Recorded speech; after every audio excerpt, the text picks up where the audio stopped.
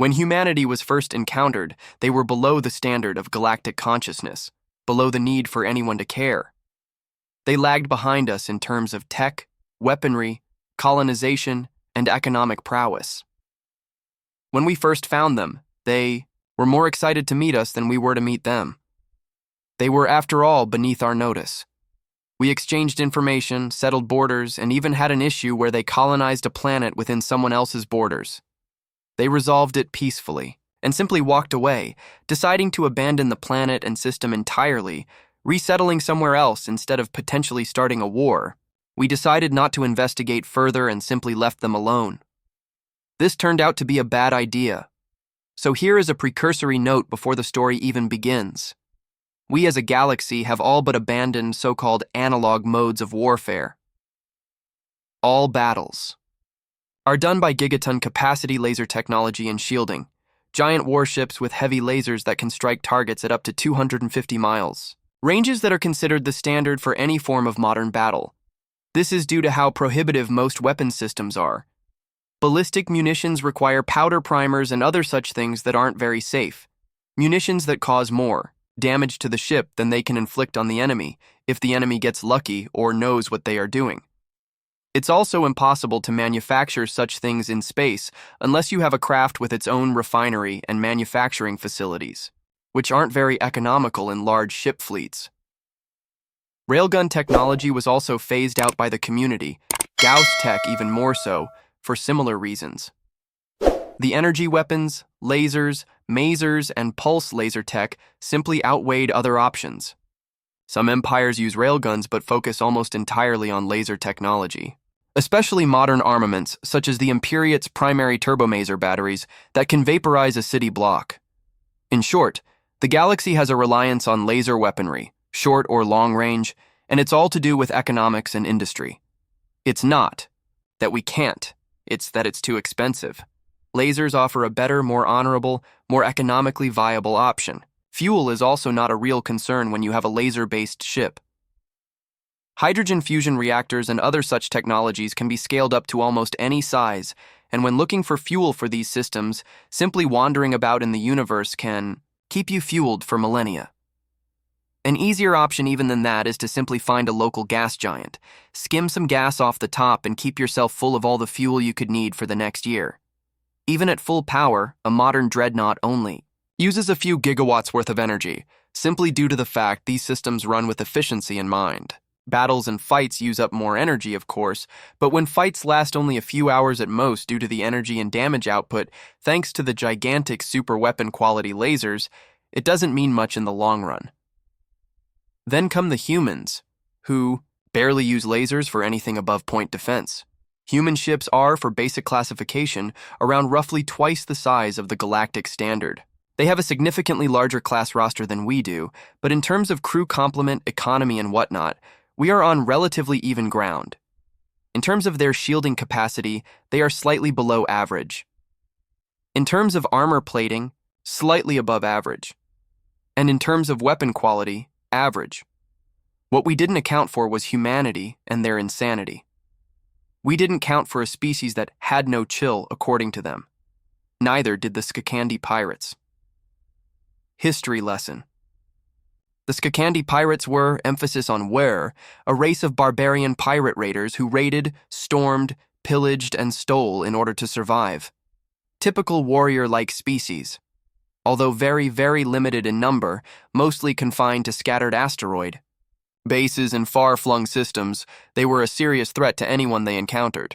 They had been plaguing the galaxy for several decades, their largest fleet only around 40 or so ships, but containing sufficient weaponry to pose a serious threat to an unaware force of any reasonable size. Enter humanity and the TSR Cassandra's Revenge, a single missile cruiser, protecting one of their colony worlds. Missiles. A point of contention that the galaxy had abandoned just before leaving their home systems due to multiple constraints. Missiles used their own fuel to fire, had limited capacity for ships as they were large, requiring a significant portion of any ship's volume to store. They also required various conveyance and secondary systems, pipe networks, and hazardous storage bays in order to be used in any capacity. They were just too much to handle long-term, so most military forces and empires simply began to phase them out of existence. Missiles very quickly became far too limiting for most people to use, so were almost universally abandoned by all but the most stubborn of races, and even so always used in a very limited capacity. Missiles themselves were also of limited use in modern battle owing to better shielding technology and better laser tech that could shoot them down. Missiles were prohibitively expensive in every way we could measure, so they were universally abandoned for cheaper, stronger, and more effective methods. Humans apparently didn't know this fact, so how shocking was it for the galaxy to come to the understanding? Humans had dedicated, fully operational, and battle-proven warships whose entire weapons complement consisted of missiles and rockets. The Skakandi had the biggest shock of all of us when they decided to raid a human colony. World for food supplies, thinking it was an easy battle. Turns out the battle lasted exactly 2 minutes and 23 seconds. Skakandi warships don't exactly have the range advantage in the galaxy, their flagship having the best range with its Maser cannon at 180 miles. That meant nothing. They appeared in the system and demanded tribute or torture. They often used torture to extort victims into more food or fuel. The human garrison responded in kind with a missile barrage. Normally, missile barrages consisted of maybe 50 or so projectiles launched from 10 or so ships, followed by laser fire, more as a method of intimidation or distraction rather than an actual means to damage an opponent. The Cassandra's Revenge fired over 800 missiles in 3 consecutive volleys, at nearly 2,000 miles in range. By the time the Skakandi pirate fleet knew what was about to hit them, it was far too late. They bullied their way straight into a missile swarm, and in the blink of an eye, half the fleet was gone. This is partly due to the fact they had their shields down on approach, saving energy capacitors for full engagement, as is the standard. They realized they were outmatched, but being the warriors they were, they wouldn't surrender and continued their advance right into the second volley of missiles. Having shields built exclusively to defend against lasers, the energy fields did basically nothing against the missiles, who wiped out the rest of the fleet, severely damaging the flagship. The Skakandi finally realized their mistake and decided to retreat. Volley number 3, however, hit them hard at that point, and that was the end of it. Sounds simple enough, isn't it? The humans just responded with overwhelming numbers of munitions, just like any fleet would, and it basically won them the battle. Not so. It's a lot more complex than that. A lot more. Firstly, not only do humans have the industrial capacity to field warships with thousands of missiles, they also have more than one type of munitions. Lasers and other such energy weapons deal a combination of electromagnetic or thermal damage to a target.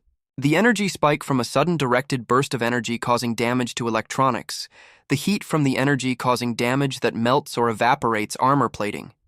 Shields either deflect or absorb that energy burst, depending on the type, and shut down if the energy they face is too great. Everybody knows this. Human weaponry is a combination of basically every type of damage you can imagine. Let's use their missiles for basic understanding, and you can connect the dots themselves.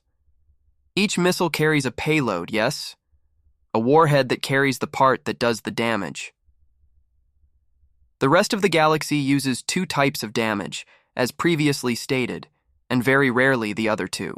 Humans use 7.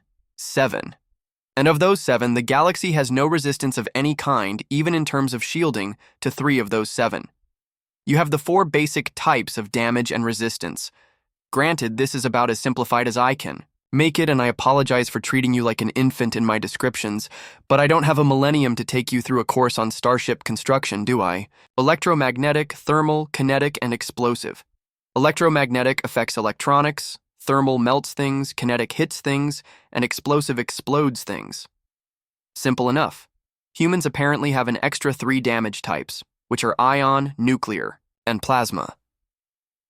Ion is a significantly more dangerous variant of electromagnetic damage in that it uses a highly concentrated burst of ion-charged energy particles to blast a target with so much electrical energy, it effectively fries anything it touches. Nuclear. Well, you know what nuclear weapons are, obviously, and humans have these things called thermonuclear warheads, which are essentially a nuclear warhead, used to detonate a much bigger nuclear warhead. Yes, it is indeed insane. But they don't seem to care. Plasma is an odd one because it is a mechanism we don't fully understand yet. Apparently, it superheats a bolt of solid metal or composite alloy of some kind, then fires this bolt at high speed. It's sort of like taking a flaming hot ball of metal and flinging it at something really, really fast. Depending on the composition of the bolt, it can either ionize its target, causing electrical failure, or explodes, both melting through armor plating or causing an explosive force, or all three if the gun that fires it is big enough.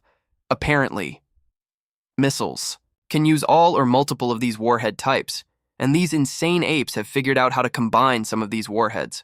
A nuclear ion torpedo, for example. It impacts, disabling shields, overloading them, then milliseconds later, blows you the heck up with a nuclear bomb. A so-called heat or high-explosive anti-tank warhead will hit a target with force and use explosive force to send a kinetic projectile into a target. Something that was incredibly efficient. You get the idea. Why is this relevant? Simple. Industry. How, you ask? The galaxy at large favors quality and durability above quantity, almost in every metric. Starships and the fleets, systems and logistics are expensive and difficult to do, especially on a large scale. Ship fleets in the galaxy average a number of 100 or so for small empires and defense fleets, while larger empires can field fleets of over 1,000. Depending on size, let us use the standard battleship as a baseline, that it takes 6 months from start to finish, excluding resource collection and refining, to build one mid-range battleship-class vessel. Now, human warships are twice the galactic average as previously stated, so human battleships in their own terms require twice the resources to complete. Our ships are custom-made to a standard template in accordance with hull design and basic operations. But that is where the similarities end. Part of design principle is to have a standard outer shell design, fitting with the aesthetic and functionality, as well as size. When a ship is commissioned for construction, the design goes over several manufacturers until the council finds the one they prefer.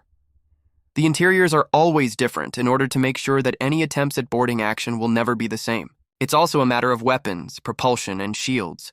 Ships will modify their interiors based on the systems mounted to the hull. A bigger main cannon will result in the interior shifting to accommodate larger propulsion, more cannons, more access, larger reactor, more shielding arrays, etc. You get the basic principle. Humans don't follow this principle at all. They have a system of standardization, of course, but it's a lot simpler.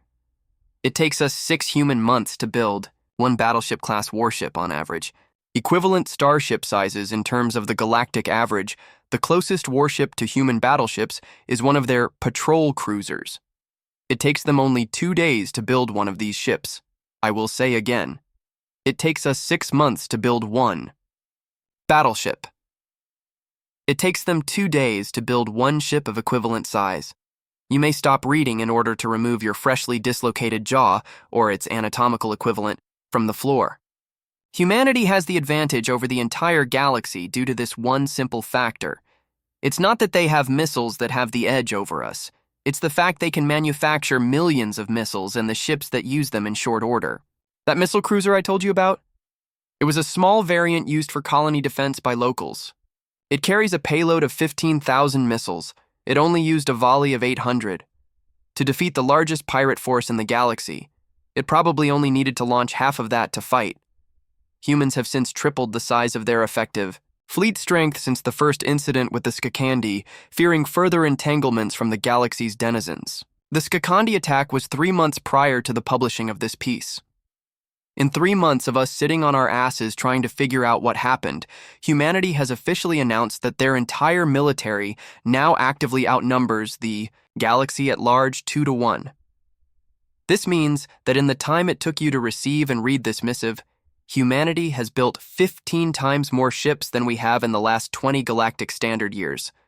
I found out how and why. Humans, as stated, have no chill. This means that they are from a high-grade death world. This is pretty obvious, as most species in the galaxy are. They have an obsession with logistics and production. Their mining ships gather resources at twice the rate, often using highly risky methodologies that we have long since abandoned due to safety concerns. Humans have all but perfected these methods. Human star systems are not as well populated as it seems, because some of the lesser worlds are systematically strip-mined to the core for resources, then shipped in some of the most advanced logistics systems seen in galactic history. Dedicated cargo ships operating in specialized slip gates that allow these ships to pass through slip space from one point to another instantly. We all know the slip space system, but humans industrialized it to an absurd degree. Their gates can allow any fleet of any size to simply wander through, crossing half the galaxy in mere seconds. Then there are the so-called forge worlds, entire planets dedicated to the processing and distribution of these resources. These forge worlds are entire planets that have been converted into enormous factories, industrial production facilities, and manufacturing hubs, each one a true marvel of engineering in their own right. Our ships have resources delivered to shipyards. Then a skilled team of artisans, craftsmen, smiths, and engineers manufacture everything on site. With humans, their ships are built via the process of logistics. Parts, pieces, and components are all built according to a standardization template. These parts are then loaded and shipped to shipyards orbiting forge worlds. Then these parts are assembled on a factory line. In a tenth of the time and effort it takes us, despite the fact humans use about as much automation as we do. What does this mean for us, though? It means that they have the economic industrial manufacturing capacity to outpace the entire galaxy while maintaining a reasonable quality of product, which means they can easily bankrupt us if they find out by flooding the market with cheap but still decent goods. It means if we try to engage them in warfare, not only do they outrange us and outgun us, and they can replace any losses tenfold in a tenth of the time. The tech they have for warfare baffles strategists, and even if we manage to get in range, we will win the battle, but with catastrophic losses, which means that fighting them in almost any engagement will be a waste of time, resources, and most importantly, manpower. It means that if one of us gets to humans first, they now have a distinct advantage over anyone and everyone else. Humans are desperate for an ally in the galaxy, or a friend. Anyone who takes advantage of this fact will gain direct access to their industry and military. This will leave this empire to weave whatever narrative they want to convince humanity that their empire needs to expand. And those who aren't allies will be the targets.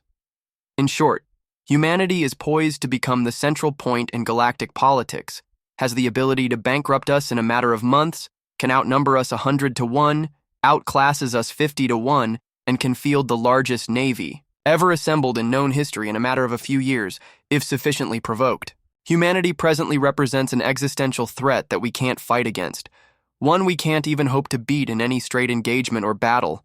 Even if we send every ship that exists against them at once, we may win the war and wipe them out with decent enough leadership, but our losses would be far greater than any potential gain for it. Their weapons can engage at far greater range than we can. And even if this range advantage wasn't a factor, they have the industrial capacity to manufacture enough of these weapons to make us suffer disastrous losses in any battle. If the range and number were not a factor, we might have stood a chance, were it not for their strange obsession with mixing and creating new weapon types. With these weapon types alone, they can match us without the numbers on any battlefield, and this is calculated using only our strategies and tactics, as we do not know how they fight in a real conflict. It is therefore my request to any and all who read this missive. Humanity is the future of the galaxy. If you don't side with them, you will be left behind. Make friends with them, make trades with them, but if you will do anything, do not piss them off. Regards, Corax Lorthrak, of Clan Ulmtakar Imperium, newly made vassal state of the Terran Confederacy money, and such. Enjoy another amazing story. The arena stirred with an excitable lull as the Grandmaster prepared his spells. Special magic that confined reality to a small bubble, preventing death but giving the crowd and participants full strength within its borders. The magic aura swirled and swayed around the arena. Orbs of light and bursts of energy saturated the area in a kaleidoscope of colors. The crowds roars excitedly as two wizards, Master Claude and Master Amartis, enter the arena. Claude, relatively young for his level of skill as a human, 35 years of age but looks much older due to his robes and magic. Induced Beard nervously enters the arena, his green robe scraping against the dirt floor. Amaris is a practiced and well-renowned elven master of magic, his resplendent blue robes gilded with the trophies of countless victories. Trumpets sound, and the battle begins in earnest. As is tradition, the newcomer starts. Claude prepares himself and casts his first ward, his hands moving in a pattern representing a shield. He casts his ward, and for a brief second a dome of energy flows around him. Master Amartis's ears twitch in anticipation. He likewise casts his own ward, green in hue and substantially more powerful. The two stare each other down. The sound of a gong reverberates through the air, cutting the tension as Claude casts the first spell. Incinerate, he commands, swirling his hands to mimic the movements of a burning flame. A sphere of fire and flame appears in his palm. He focuses, his eyes steady and dead on his target as he readies the spell. His hands blur as the spell is cast. The ball of flame charges forward, and with surprising speed, blasts towards the elven mage. He braces himself, knowing full well just how powerful some human mages could be. He is no fool, and concentrates on dissipating the energy of the blast as it hurtles towards him. He does not flinch as the ball of flame impacts his magical shield. His opponent is powerful indeed despite his age and race, as the shield in front of him visibly warps and ripples to absorb the impact. Alas, no dice, the ward remains, and Master Amartis prepares his retaliation. The crowd gasps in awe as the fireball engulfs the shield, impacting it like a large cannonball before dissipating. The crowd applauses at the display as the flames gently lick at the walls of the arena. Amartis readies himself and prepares his best weapon. His hands move in a blur of activity as he prepares a combination flame and lightning spell. His left hand forms the crest of a flame, his right hand the bolt of lightning. The energy of his magic swirls around the arena, the energy potential so potent that orbs of lightning and fire dart around him. The orbs spark against metal objects and scar the floor with heat. God's fire, he bellows, claps his hands and sends the combination towards Claude. The spell takes the form of a solid bolt of pure flame energy, burning white hot and glistening with electricity. Claude's ward barely holds together, the energy bubble rippling viciously from the impact and dispersing. Against the arena wall, Claude concentrates, forcing his ward to redirect the energy rather than absorb it. It works, and though he struggles, he manages to hold. The spell dissipates but leaves scars. The impact points to Claude's left and right, now showing the walls had partially melted. Claude readies himself, taking a deep breath. The crowd applauses and takes a moment to enjoy the display. No idiotic bloviating, no pompous talking, no arrogant displays, just a beautiful concert of magic between two masters of their craft. Claude readies a spell, a distraction and lightning spell, a devastating combination nobody expects. His left hand waves with a gentle flow like water in a river, while his right hand moves with the speed of lightning in jagged lines.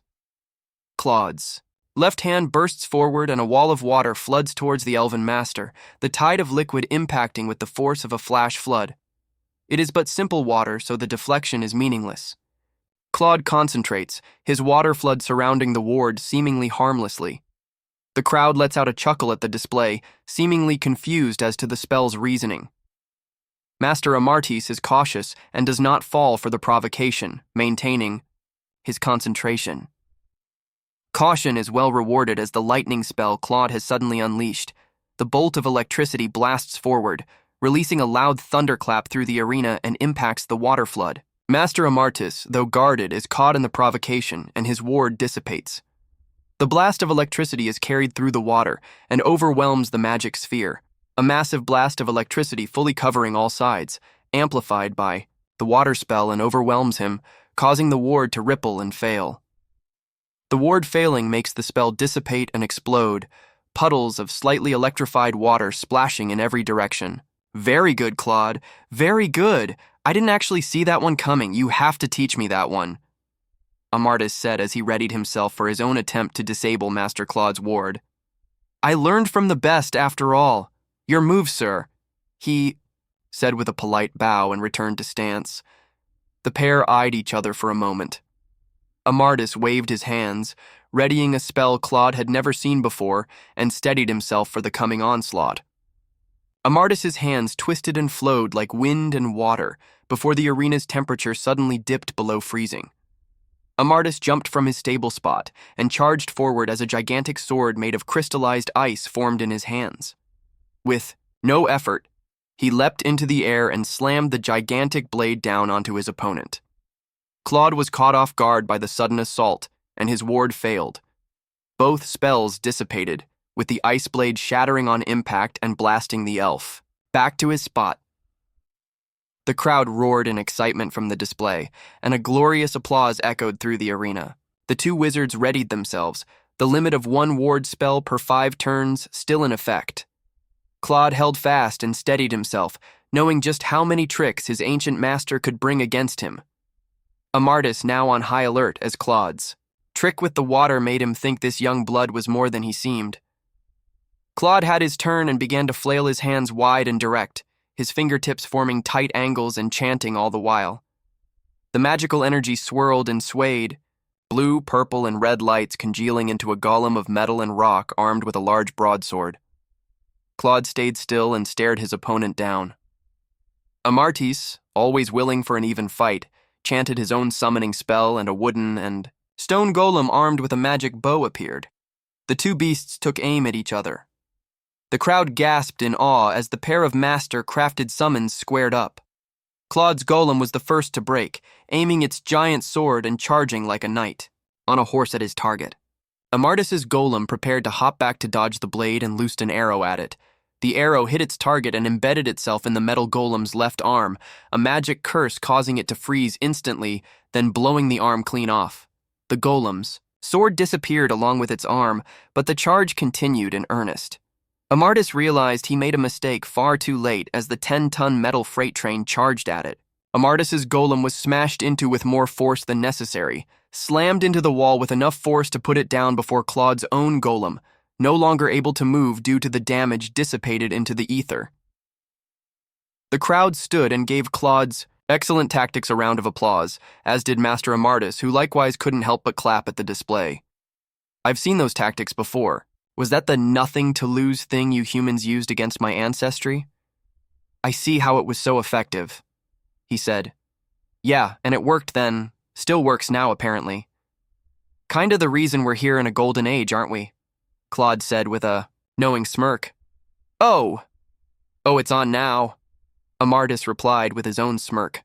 The crowd chuckled along with them, and the two squared up, both of them still having more than enough mana to continue for hours to come. This time, however, Amardis's resolve failed him as a mass volley of fireballs, ice spikes, and electroblots in a spell he had never seen before failed him. The sheer volume of small spells and small projectiles pouring from Claude's hands was breaking his concentration and distracting him. Too many to count, too many to counter, his deflection magic was not keeping up. Claude maintained the relentless assault until finally, Claude found his opening, and through the swarm a bolt of electricity struck the Elven Master in the arm. Amardis was hit with such force he disintegrated and turned to a smoldering pile of ash on the floor. The crowd stood silent, Claude finally noticing his victory before he changed and readied some healing and resurgence spells to bring his old master back in case the arena's magic failed. The silence remained, and the Grandmaster reinforced his reality-bending spell with a cheeky wave just in case. Suddenly, a swirling vortex appeared. A dark mist of magical energy congealed itself around the pile of ash, and Master Amardis reappeared, in the arena from it. "Oh, that one hurt! Modern tactics, eh? Can't hit the enemy with a bolt action, so you hit him with a machine gun? You have to teach me that volley spell," he said, receiving a volley of laughter and applause from the crowd. "I certainly will if you teach me that ice blade spell. That was cool as hell. You okay?" Claude asked. "I am quite all right, dear sir." "Your turn," Amardis replied with a grin as his eyes started to glow blue. Claude realized he had pissed him right. Off as the magic from his opponent built up in the arena. The sound of swirling broken glass slicing through the air as a spell of crystal and ice began to form. Claude swallowed nervously as he readied a deflection spell. a spell that did almost nothing. Amartys got his vengeance for his previous loss, as he played with poor Claude by slinging one crystal shard, then two, then three, making them swirl around the mage for a minute. Once Amartys was satisfied he had sufficiently toyed with his prey, poor Claude was shredded by a swirling vortex of crystal and ice before being impaled into the arena wall by spikes. The crowd gasped in horror, then allowed a moment of revelry as they applauded the display. As Claude himself reappeared, he too couldn't help but clap in response at the immeasurable amount of control and concentration it took to pull a spell like that off. "Keeping our old tricks in our back pocket, are we?" Claude said with a grin. "Oh, come on. You know some traditions never die," he replied. The pair shared a morbid grin with each other as the crowd nervously chuckled at the dark joke. Claude's turn came again, once more summoning his signature metal golem, this time armed with a warhammer. Amartys wasted no time and readied one of his most potent Ice Blast spells, a combination of both concentration and his resolve, mixed, of course with his surprisingly good mood, created one of the most potent ice spikes he had ever produced. The spell caught Claude completely off guard as the spire of ice pierced straight through the golem's metal body and towards Claude's terrified face. In a panic before impact, he managed out one final spell before his head, the arena wall. The spell successfully cast as a sort of Hail Mary attempt, and a strange ball of goop appeared on the arena floor shortly before Claude's body dissipated, for resurrection. Amartys looked at the odd puddle of goop in front of him slowly congealed. Suddenly, as Claude began to remanifest, the puddle rapidly congealed into the form of a humanoid crocodile standing on its hind legs, wearing a purple shirt and baseball cap, armed with twin Glock 70 pistols with extended magazines, glued together by a reflex sight. "Surprise Muthafuka!" the croc yelled in an all-too-telling Bronx accent before unleashing its .45 caliber payload gangsta style at the shocked Master Wizard. Having no chance to retaliate or even prepare, Master Amartys was gunned down, with a full volley of ammunition from twin Glocks with extended mags. Master Amartys lay dumbfounded and unable to process what the actual fuck just happened as he dissipated. The crocodile taking a victory lap. "You in my hood now, bitch. Dats. My hood you in. Yee! That's what you get. That's what you get." "Tony," Claude yelled above the creature's noise. Claude stood there in shame, his head in his hands as Tony the Croco waddled over to him. Master Amartys reappeared from his pseudo-death and stood in the arena looking at the strange display wide-eyed and slack-jawed, still wondering what in the hell just happened. "Hey, boss, he was into wrong hood Amirite," Tony yelled with enthusiasm. "You did good, Tony. Thanks. Always count on you, can't I? You still up for the barbecue next weekend?" Claude asked. "You know it. Peace," Tony said, fist bumping his friend, before vanishing in a poof of smoke. Claude remained ashamed. The same man who once wore a full series of anime catgirl merchandise to class with no regrets stood there in shame with his head in his hands. What? Amartys asked, half-heartedly. "I'm sorry. You can have that one. I forfeit that point to you, I'm sorry." I panicked. "I saw the ice spire coming and I panicked. I'll give you that one." "I'm sorry," Claude said, nervously shuffling. "Okay. Calm. I'll forgive, You tell me what the hell that spell even was," Amartys asked. Claude nervously shuffled in place for a bit. "Well, I was going through some personal issues a few months ago. I got distracted while practicing spellmaking and, started browsing YouTube memes. Then silliness happened. Before I knew it, I had an arsenal of meme spells. That one was from a Russian badger vid from back in the day. Tony the Croco with a Glocko. So, yeah, Master Amartys likewise held his head in his hands, sharing secondhand shame. Amartys released a big, silly sigh and waved his hand, summoning a small pseudo-goblin as a target. "Okay, give us another one. I haven't seen meme magic before, so this will be enlightening. Go on, give it your best shot." Claude stood stunned for a bit as his master walked to his side and waited. He shrugged and started a new spell, A bit of chanting and a nervous hiccup, Skibidi Toilet appeared among a swirl of energy for a split second, then charged forward with incredible speed, impacting the poor, unfortunate goblin with such force its legs and arms detached, comically, hung in the air for a few seconds, then flopped onto the ground. Skibidi Toilet yeeted at mock fuck? Amartis asked. Yeah, Claude replied as he hung his head in shame. Well, I'm half irritated and half impressed. You made memes into actual, destructive spells that would be a humiliating loss for any wizard to face if he never saw it coming. On the other hand, I'm very annoyed at the prospect that these spells even exist in the first place. Amartis said, giving poor Claude a side glance. I'm sorry. I was sad and depressed. It wasn't a good time. I should have been drinking instead of spellmaking. Amartis waved his hand and spawned yet another goblin. Okay, let's see what you got. We might be able to salvage this battle after all. At least we can get a chuckle out of it. Okay, sorry. Stop apologizing and get on with it, Amartis replied. Let's see. Oh, I know one. Cheese for everyone. Claude's spell summoned an enormous house-sized wheel of cheese hovering above the poor goblin's head. For a split second, the summoned creature realized what was about to happen, and everyone in the crowd could see for a split second the despair in its eyes, before it was squashed by an enormous weight of cheddar with a flat thud. Now there was an enormous wheel of cheese in the arena that didn't go away. So, that one is Sheo's curse. Sheo Gorath, the Skyrim god of madness. Yeah. Cheese for everyone. Yeah. Claude Syad, still nervously shuffling. The cheese wheel started levitating and made its way to the Grandmaster's viewing box. The Grandmaster took a knife and cut a chunk out of it, tasting it.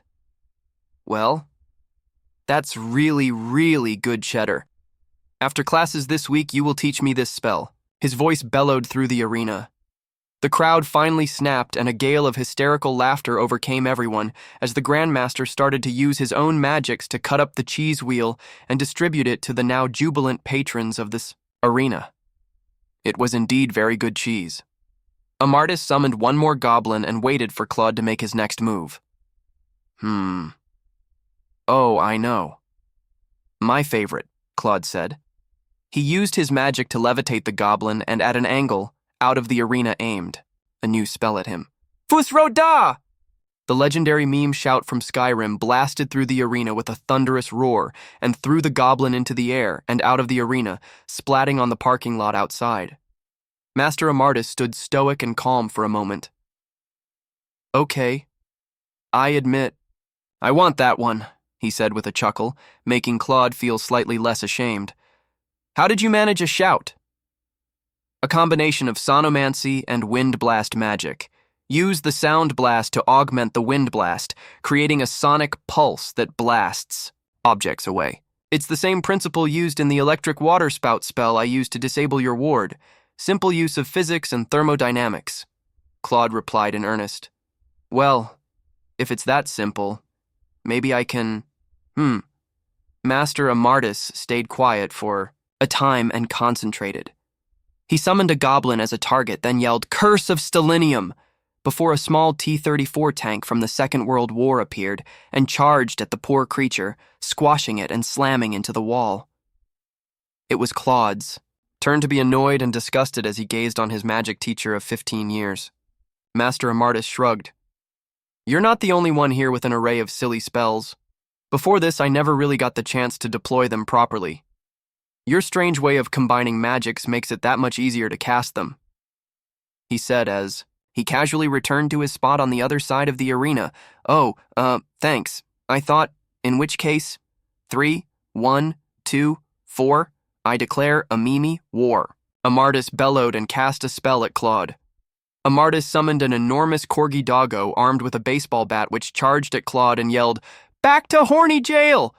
before slamming the enormous bat onto Claude's head, splattering him into... Flat, Claude reappeared to a gale of hysterical laughter from the crowd. Oh, so that's how it is, eh? Fine. Claude waved his hands, and a swirling vortex of dark energy, mixed with the menacing roar of chainsaw and demon voices, swirled in front of him. The ball of dark, evil energy charged forward towards Master Amartis. and suddenly stopped just short. It dissipated and produced a pixel art magic picture of Rick Astley. Never gonna let you down. Amartys had just been rickrolled. Magically, the crowd collapsed into the stands in a gale of hysterics. Even the Grandmaster couldn't help himself and collapsed out of his seat from laughing too hard. The two continued to meme each other into oblivion for the next hour, before finally their mana reserves depleted. The two men just shook hands, then went to the tavern for drinks along with the crowd. Thanks for diving into this story with me. Don't miss out on the next one. Hit that subscribe button, give this video a big thumbs up, and drop a comment below with your thoughts. I'd love to hear what you think.